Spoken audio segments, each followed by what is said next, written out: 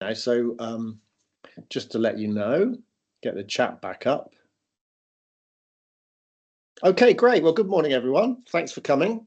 So this is the 5th lecture in the 10 lecture series. We've got one more before Christmas. And this one's in 2 parts. So we'll have a break after about 40 minutes, sometime around there. And it's called Global Cultures. And again, just to say, you know, if I was to do a lecture on all the global cultures, it would take a week to present it. So this is very much a picking in and out of giving a few examples and looking at. Okay, there's a few general sort of comments to make, but generally there's some sort of specific examples I've picked out.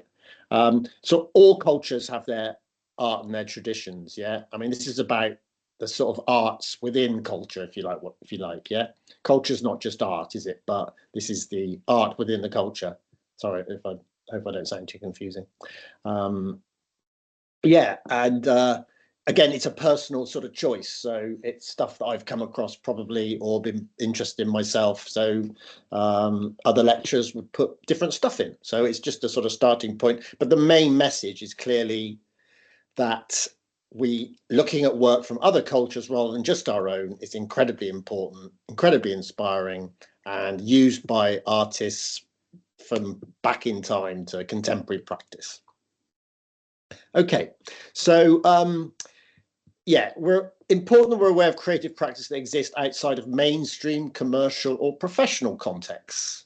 Okay, and this is a bit of a focus of the lecture. So we can call it things like folk art or vernacular practice, or outsider art is a term which I'm not sure about anymore, but it kind of still is in there.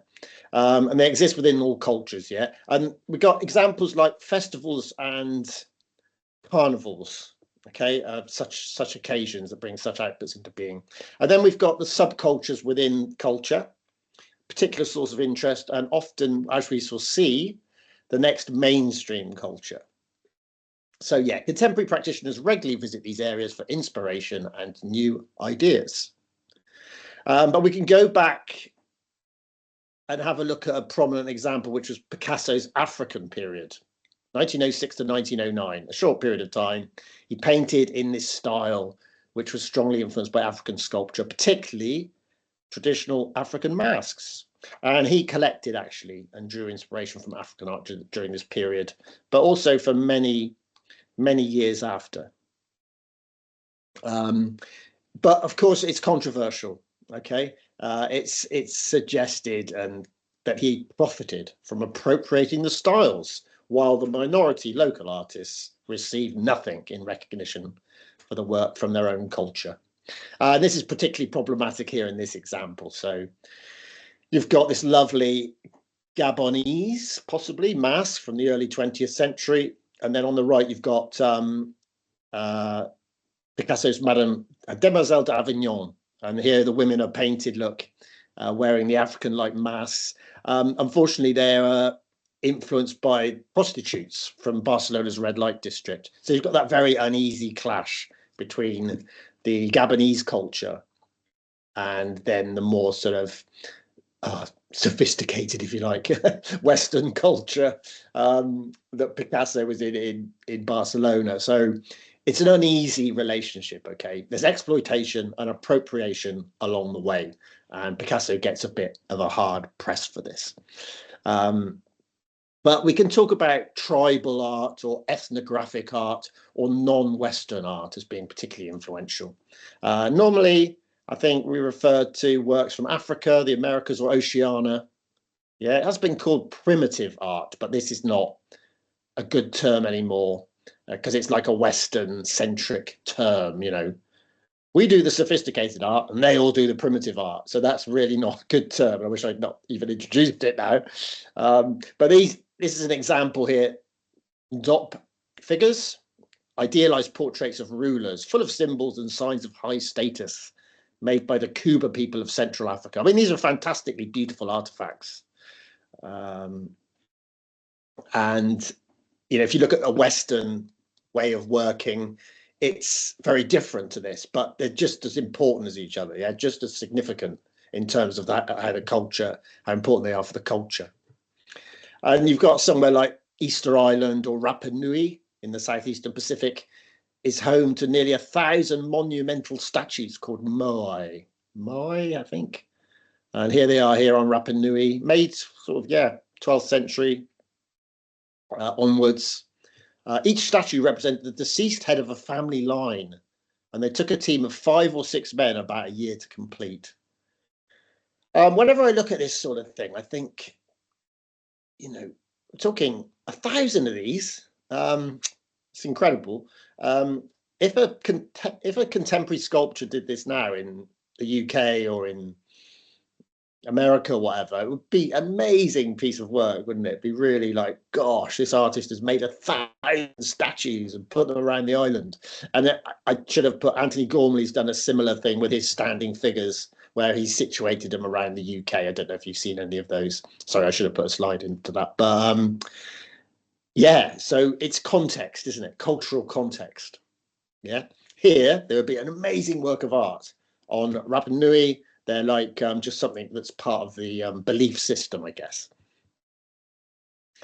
And this is a good example of a folk artist. Okay, so this is the famous example of Maud Lewis, Canadian folk artist from Nova Scotia.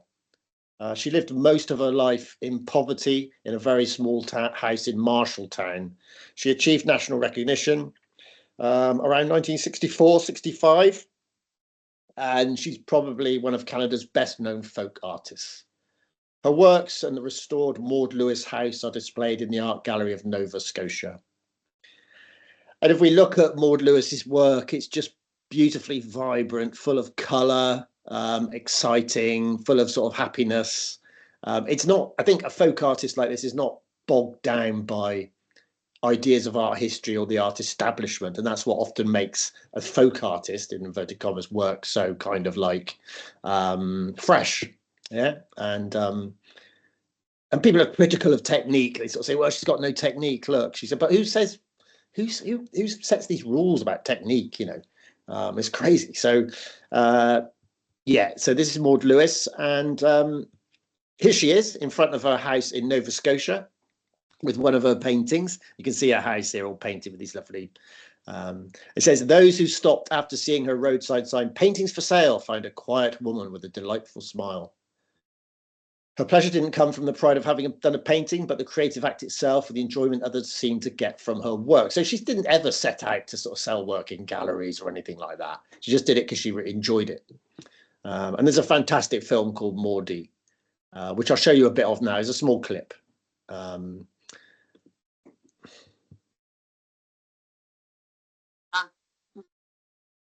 Paintings have even been sold to Vice President Nixon. You can sign Maud Lewis, selling her paintings from the front steps of her little house here in Marshalltown, Nova Scotia. I get you to look towards the camera this way, Mr. Lewis, and smile, maybe. Nice, thank you. TV.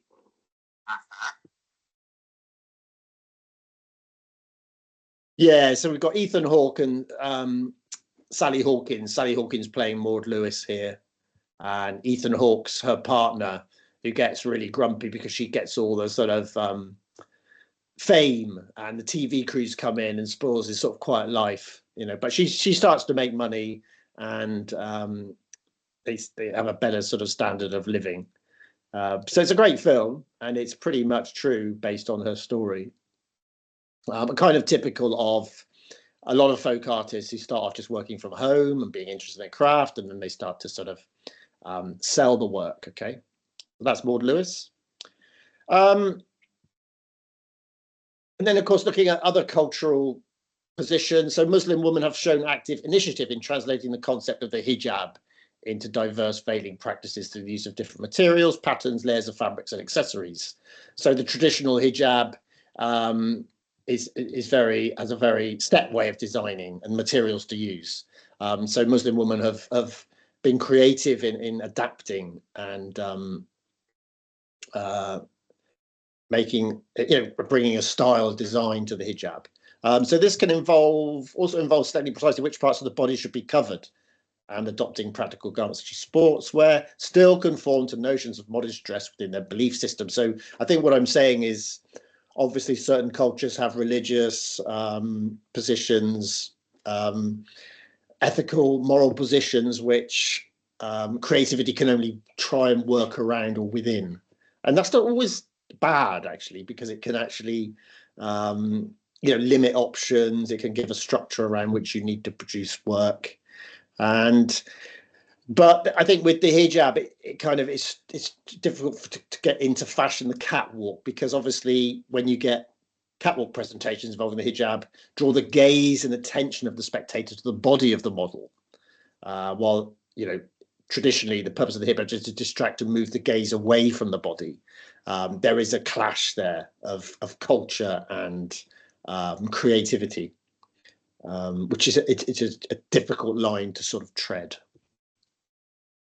And this is some interesting work by Faig Ahmed to again show that kind of traditional ideas and processes, how they can be just adapted or moved slightly.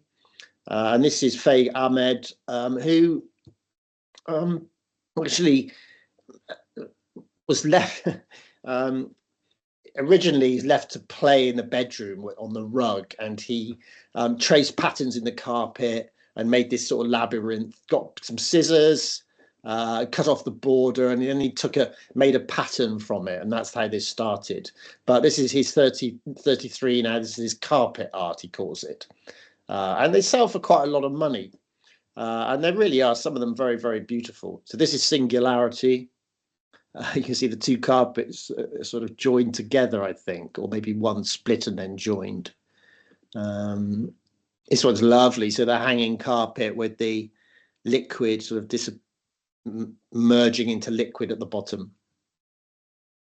And then Tradition in Pixel from 2010, which is the one with the pixel, so this is a lovely, simple idea, isn't it? The traditional woven carpet and then the pixelated version on the right. So yeah, it's really, I think, I'm Ahmed Uzbekistan, possibly from Uzbekistan. I think possibly, sorry, I'm not got that written down here.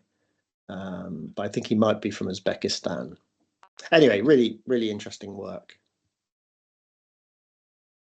Okay, we're going to have a little section on what we call outsider art again, which is a term which I'm not particularly comfortable with, but it does kind of seem to make sense in some ways. But it's that just again that idea of what's an outsider and what's an insider. It's a little bit of a random sort of idea.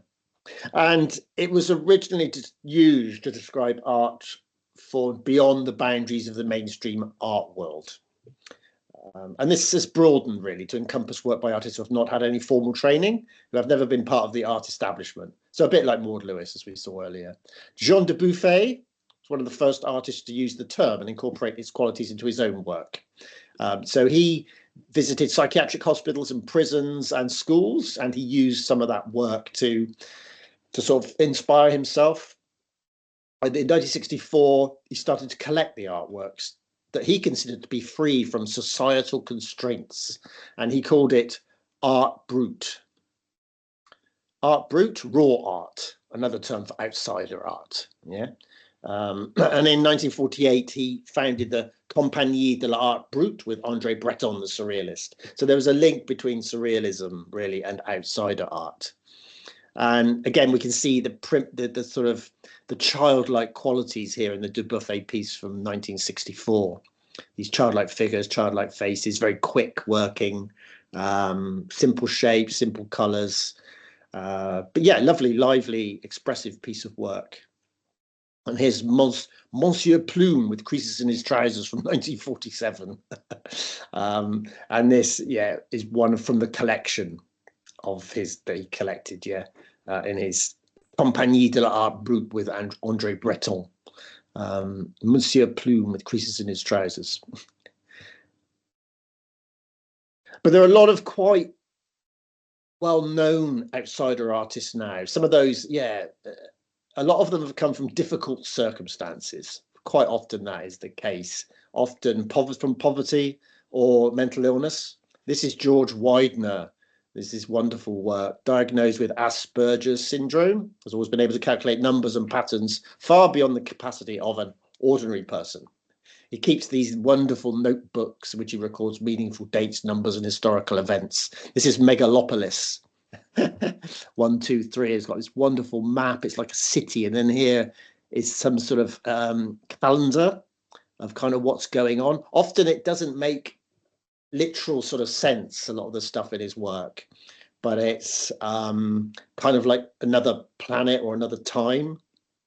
But they're lovely, lovely pieces. Here's another one, Friday disasters. So it's a list of all the disasters that have happened on a Friday. And there's lots of great. So he's gone from one, you know, he's managed to find every day of the month 1 to 31, when there was some year randomly in time when there was a Friday disaster. And it's quite funny, on the 31st here, free day, no disaster. So they're quite comical, but often quite serious. But I think the thing about them is they're so very, very original, very much George Widener. I don't think you could really copy them or mistake them. Okay. Thornton Dial came to prominence in the 1980s. Exhibits this sort of formal variety, densely composed assemblages of found materials, often on a really large scale, really lovely big pieces. Again, his youth was filled with hardship and poverty on a sharecropping farm. Never received any formal training, made sculptures from a very young age. 1981, he retired from welding and construction and devoted himself to his art. So the work sells for quite a lot of money and will be in some of the big museums in America. So another good example of an outsider artist. And we called is a little case study of the Gee's Bend quilt makers, Alabama, who you might have heard of before. These women who met and made beautiful quilts in Alabama, Gee's Bend, a small remote community on the river, create hundreds of quilt masterpieces over the last 100 years. There's 700 or so inhabitants, mostly descendants of slaves, and for generations they worked the fields belonging to the local Petway plantation. So they were plantation workers. That's the history. And here is Louisiana Bendolph's housetop variation from 2003. Beautiful piece of design, really strong graphics. Yeah. But there was a folk art collector and historian, William Arnett, and he sort of discovered their work. And he made this foundation called the Souls Grow Deep Foundation. He helped organize exhibitions here. It goes back to the 19th century, influenced by the pattern of Native American textiles and African textiles. And the women would meet and piece together strips of cloth to make bed covers, which is quite a common practice within quilting, isn't it? And this is a good example of that. And their work has been exhibited in most of the major museums in the States, the Whitney Museum of Fine Arts, Houston. But again, it's controversial because people say that the quilts lose their magic by recontextualizing the work in an art gallery context. You know, when they're in the houses of the Gee's Bend quilt makers, on the beds or on the walls, on the chairs, you know, they are in context and they look particularly beautiful. When you put them in the gallery, it's like, oh, is that the right place for them? But a lot of people say they're just as valid as works of art by the great American artists like Jackson Pollock. It's just they're different. So it's that, yeah. So that's kind of outside art. Let's look at some more folk art examples now. So we've seen Maud Lewis, and some of these are great. So we would call these truck art from Southeast Asia. If you've been to Southeast Asia, Pakistan and India and stuff, you'll see these all the time. Cambodia, regional decoration in Southern Asia, elaborate floral patterns and calligraphy. The decoration often contains elements that remind the truck drivers of home, since they may be away from home for months at a time. So they're very, very beautiful things, beautiful sculptural pieces, but also kind of very functional as well, and have a real sort of purpose. This is Henry Darger. He was in a hospital really, and he's best known for this manuscript called It's 15,000 pages, a manuscript called In the Realms of the Unreal, and it's bound in 15 volumes, includes hundreds of scroll-like watercolor paintings. Many themes, idyllic children playing in flowery landscapes, but also some really terrifying things. This one down here, look, bottom right, you got the children playing in the flowery landscape, and then bottom right, you got the people who are hanging from the cross. There's this horrible murder scene here. So a great range of, but it's a wonderful, 15,000 page manuscript. This is a ridiculously massive piece of production. I don't know where you can see it, I'd have to say, but I'm sure there's editions of it here and there. Alebrije, some of you might have come across these. Mexican alebrije, brightly colored folk art sculptures of these fantastical mythical creatures like sort of dragonfly, birds, fishes, all merged together, frogs and stuff. They were originally made with papier-mâché. Now they're also carved with wood. They were first created by Pedro Lopez in the 1930s.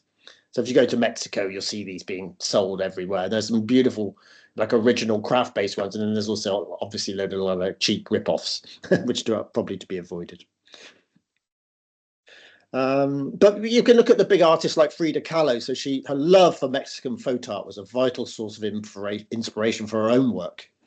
Along with Diego Rivera, her husband, she kept a collection of around 2,000 retablo images displayed around her residence. The retablo here is on the right, a devotional painting, a small popular folk art one using iconography derived from traditional Catholic Church. So you can see all this iconography on here, yeah, clearly is related to the Catholic Church. But Frida Kahlo's paintings, very similar sort of structure, I guess, color palette, and some of the themes are very, very similar. So you can see how she would have been. So not, we look at folk art and we get inspired. Folk artists quite often are very successful, but also very successful artists often work from folk artists. And this is Leonard Knight's Salvation Mountain. It's an amazing thing in the Californian desert. It's kind of like a squatter art commune. And this artwork is made of adobe bricks, discarded tires and windows, automobile parts, thousands of gallons of paint. There's like loads of murals, areas painting with Christian sayings, Bible verses. Its philosophy was built around the sinner's prayer. So this is a very religious piece, very Christian piece. You can see Jesus being celebrated here. God is love, the cross. But you can see, can't you, what a spectacular installation or spectacular site-specific piece of work it is. And here's Grandma Moses, another great example of American folk artist. Her obituary said, the simple realism, nostalgic atmosphere and luminous color with which Grandma Moses portrayed simple farm life and rural countryside won her a wide following. She was able to capture the excitement of winter's first snow, Thanksgiving preparations and the new young green of oncoming spring. In person, Grandma Moses charmed wherever she went. So I think a lot of the time as well, folk art it's quite cheerful and upbeat. A lot of kind of like, I don't know, art from the establishment can be quite grim and quite, quite depressing and quite overthinking, makes you, whereas a lot of this folk art is very joyous and it's very sort of like inspiring and uplifting. And this is the case of Grandma Moses' work. These are absolutely beautiful illustrations of life on the farm, aren't they? I mean, it's not really realism, I don't think, but it's still a lovely bit of escapism.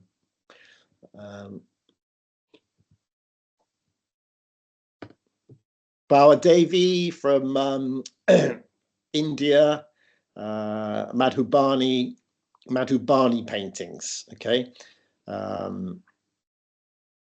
So transformed these kind of traditional hilly patterns onto white sheets of paper. And Bo Devi is an inspiration to generations of Madhubani painters. She still prefers working in natural colors in her works.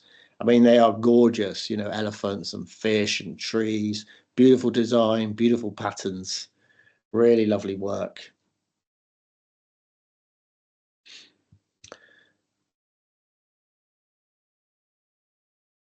Yeah, some more examples. Spandita Malik. This is Parween Devi from 2020. So here, you can see she's exploring the specific way traditional Indian embroidery has passed down the matrilineal line. Yeah, being a common language to women in her family. So she spent time with the women in India, created collaborative portrait projects. So photographed them, as you can see here, and then printing the pictures onto local fabrics.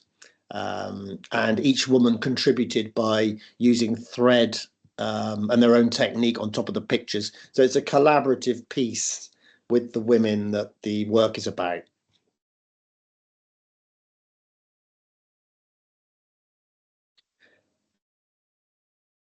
And there's Jeremy Deller, so quite an important UK artist.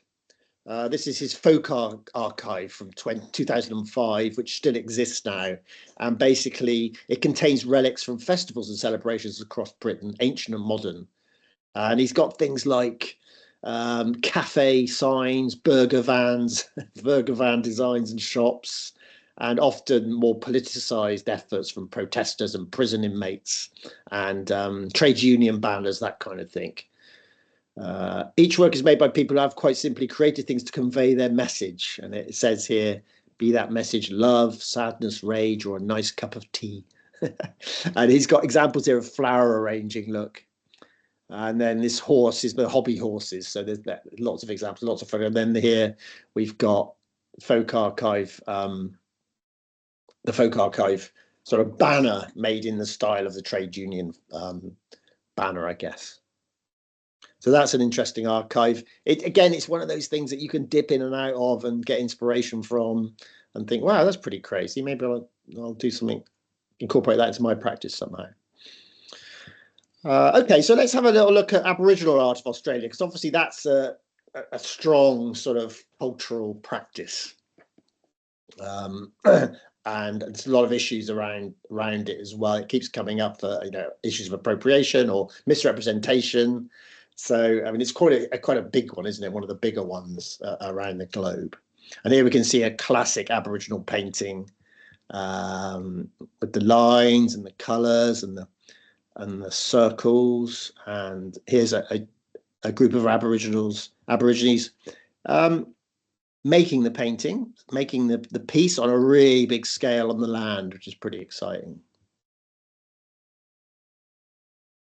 So yeah, we know that it's made by Indigenous Australian people. It includes work in many different ways, painting on leaves, wood carving, rock carving, sculpture, clothing, and that sand painting, which we saw in the previous slide. And it's closely linked to religious ceremonies. It's an important part of the world's oldest continuous cultural tradition, based on totems and the dreaming, in inverted commas, okay? And this is a classic example here. And they often look, for me, they're that lovely kind of combination of like the organic and the cellular and the sort of cosmic. So stars, but seeds and cells, that kind of thing. So the macro and the micro. And at the heart of this is creation law, is the heart of Aboriginal culture and Aboriginal art. Okay? It sets down the idea of the dreaming, which provides the identity for Aboriginal people and their association or link to the land.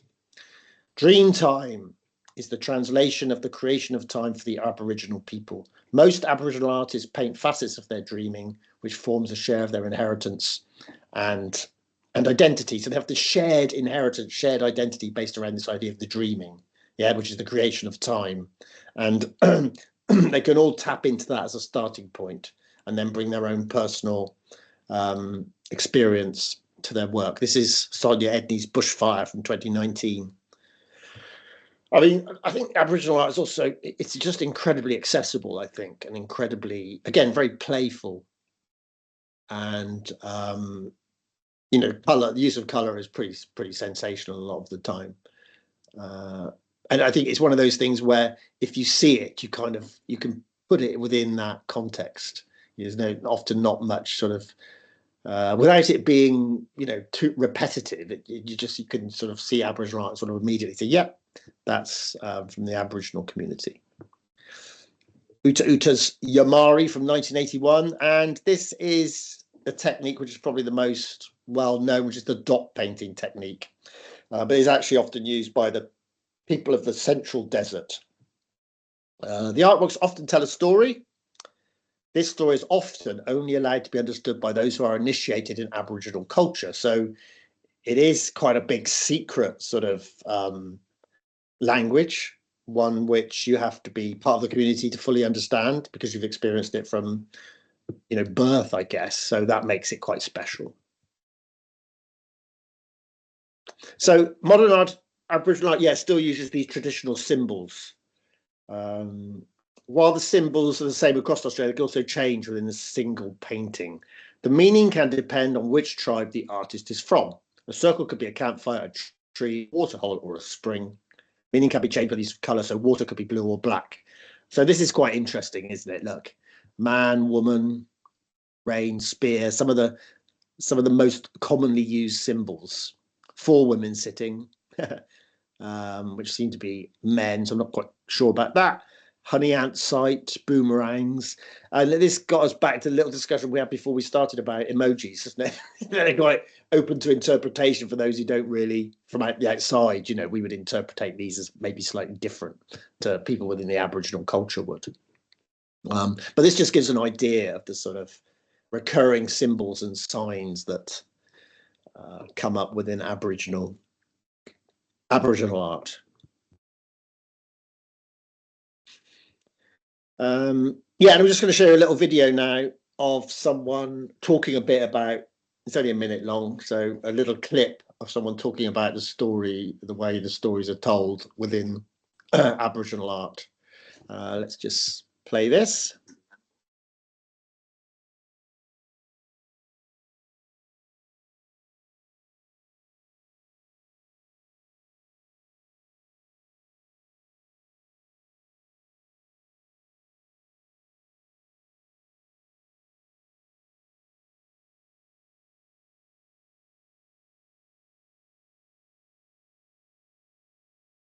Song lines comes from inflation, obviously, online.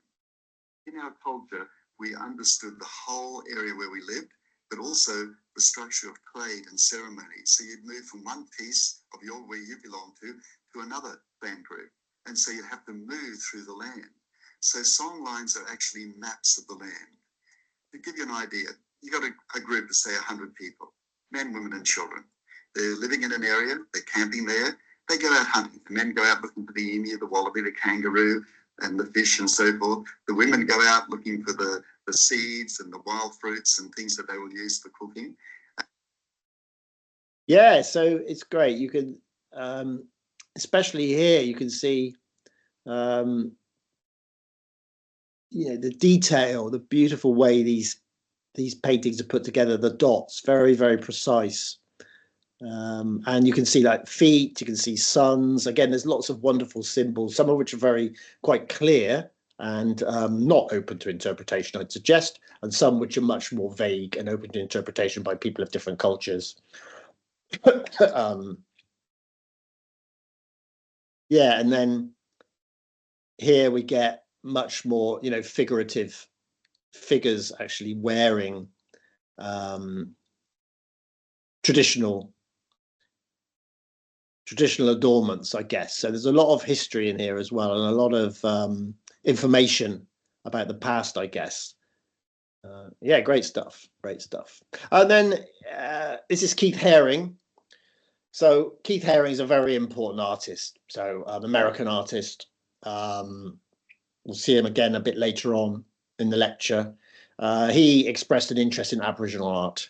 And he was very interested in outsider cultures and subcultures in his work. So he got, you know, these really simplified designs, tumbling outline figures, babies, cubistic dogs, esoteric symbols telling stories in a similar way as the Aboriginal artists. So I think Haring's a really interesting example of someone who combines very contemporary sort of cutting edge sort of experience with this sort of ancient history. And I hate to say primitive, but it's something more like sort of primeval or spiritual about the things that he's tapping into. Okay, just before we have a break then, has anyone got any examples from their cultures or subcultures of practices like some of these, which are kind of very prominent or very beautiful or playful? Anything you've come across in your travels? Any other examples of folk art or outsider art that you can think of in where you live or where you've traveled? Has anyone got any examples to put in the chat?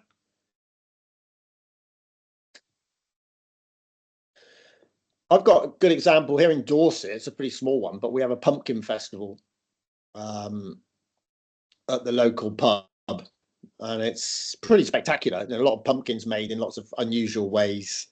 They're pretty great. So that's an example of folk art, definitely sculptural pieces from the pump, and also Halloween. You know, those Halloween costumes, they're getting more and more crazy and more exciting. You could do a great photographic project on that, or just use them as sculpture or whatever. A lot of them will be in Jeremy Deller's books and his folk art archive, that sort of thing. Has anyone got any other good examples of those sort of things? Gingerbread festival, yeah, that's absolutely counts, Charlotte. You're spot on.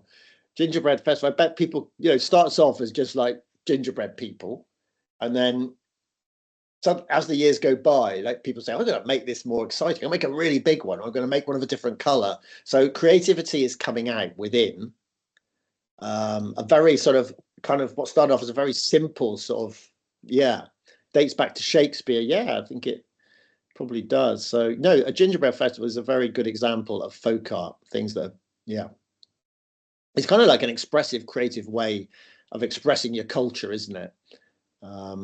But not calling it art, you know. Yeah. Anyone else got any other thoughts? Any other examples like Charlotte's, the gingerbread festival, or my, you know, the Halloween, people dressing up?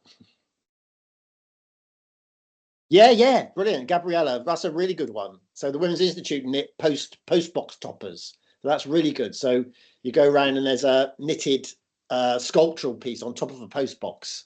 That's a fantastic example. Yeah, again, going around documenting those would be just fantastic. Clara, textile designs, yeah, Fair Isle Textiles. That's like the Gee's Bend printmakers. So you've got people making wonderful Fair Isle jumpers, a very traditional process, traditional tape technique. Charlotte also went to Austria, part of her heritage. Traditional dresses, very cultural. Yeah, all those traditional dresses are, of course, a part of this. Yeah, so that's another good example. Lederhosen, all those sorts of traditional, things that people wear in Central Europe. They're all fascinating designs, fascinating structures. Anyone else got any more? It's a really good examples. Well done, everyone.